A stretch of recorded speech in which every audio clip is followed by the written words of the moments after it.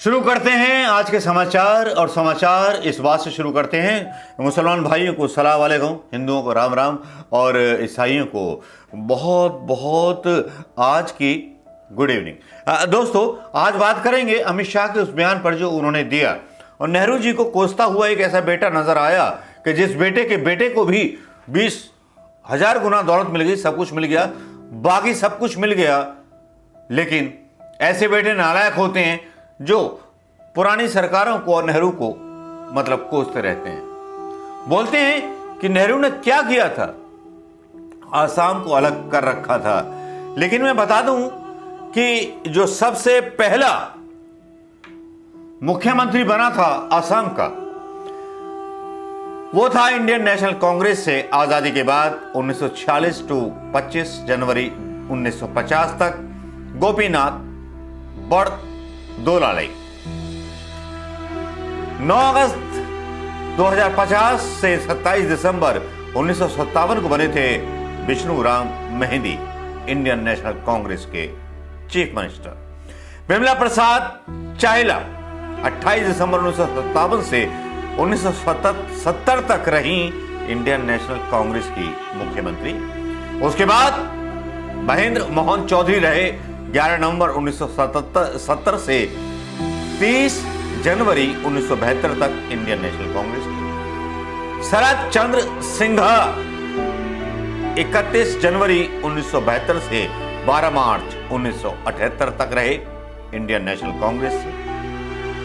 जनता party के नेता बने गोला बोरबोला 12 मार्च 1978 टू 4 1979 में दोबारा से जनता पार्टी के चुने गए। फिर इंडियन नेशनल कांग्रेस के आए, इंडियन नेशनल कांग्रेस के बाद में आए और इंडियन नेशनल कांग्रेस यूथ ही रिप्रेजेंट करने लगी असम।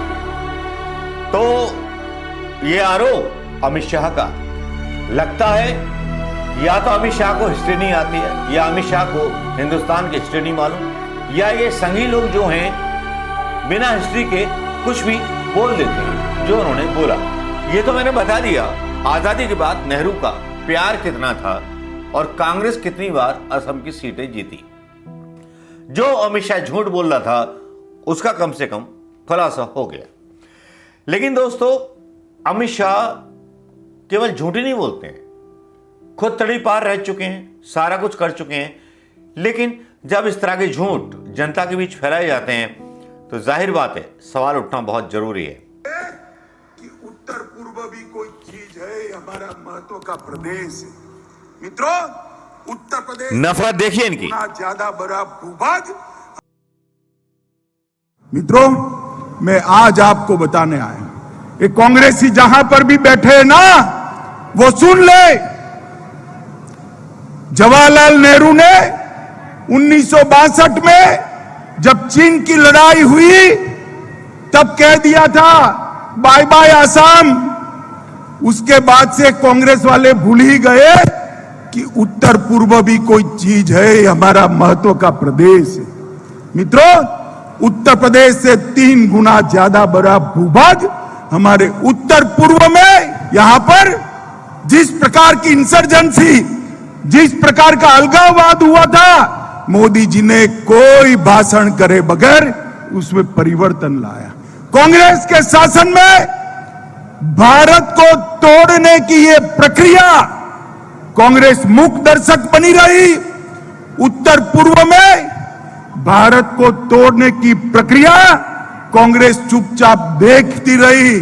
मोदी जी ने आकर भारत तोड़ने की प्रक्रिया को बंद कर भारत को जोड़ने का काम किया है। मित्रों, भारत को जोड़ने का, जिन लोगों को भारत जोड़ना है उनके लिए उत्तर पूर्व में शांति और उत्तर पूर्व का विकास एक उदाहरण है कि भारत जोड़ने के लिए एक भी भाषण करे बगैर, कुछ और प्रयास करे बगैर कैसे भारत को जोड़ा जा सकता है, इसका ये उदाहरण है। मित्रों, तिरंगा यात्रा और हर घर तिरंगा, उत्तर पूर्व की जनता का हृदय से धन्यवाद करना चाहता हूं कि जिस प्रकार से तिरंगे को हर घर, हर दुकान, हर मकान आपने फहराया है, पूरा राष्ट्र आपको सलाम कर कर आपकी देशभक्ति का स्वागत करता है।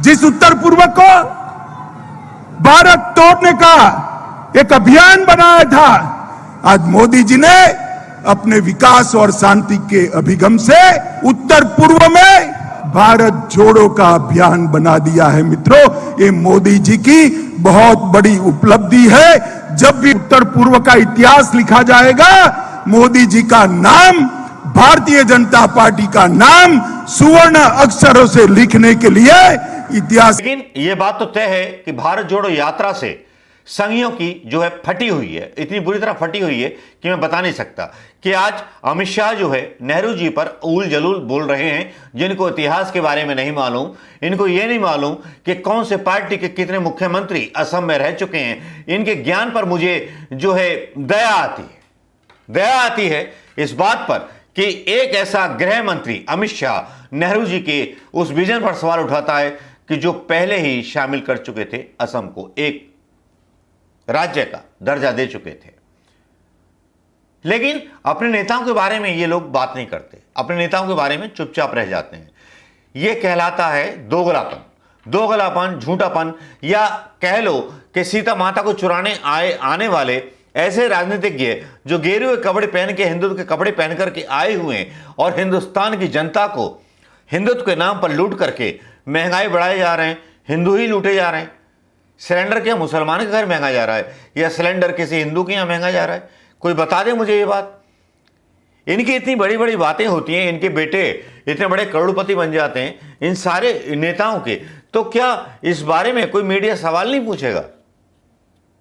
और अमित शाह बड़े गर्व के साथ अपने धांगते रहते हैं आलतू फालतू की बातें, क्योंकि उन्हें पता है कि हमने शिक्षा स्तर गुजरात में हो या जहां जहां भारतीय जनता पार्टी की मतलब सरकारें हैं, वहां युवाओं के शिक्षा स्तर को तोड़ दिया है।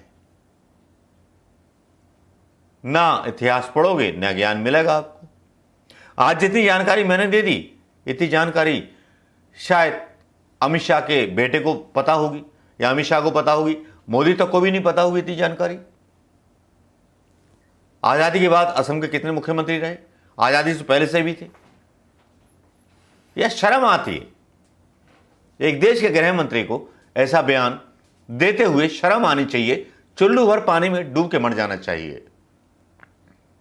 जबकि देश में पता है चिढ़ क्या है? राहुल गांधी की भारत जोड़ो यात्रा, बस उसी से तिलमिलाई हुई है भारतीय जनता पार्टी और तिलमिलाए हुए हैं अमित शाह। इसीलिए उल्टे सीधे बयान इनके गौरव भाटिया करते हैं, सारे लोग करते हैं। बाप को वही औलादें कोसती हैं जो औलादें नामर्द होती हैं, और आपने साबित कर दिया।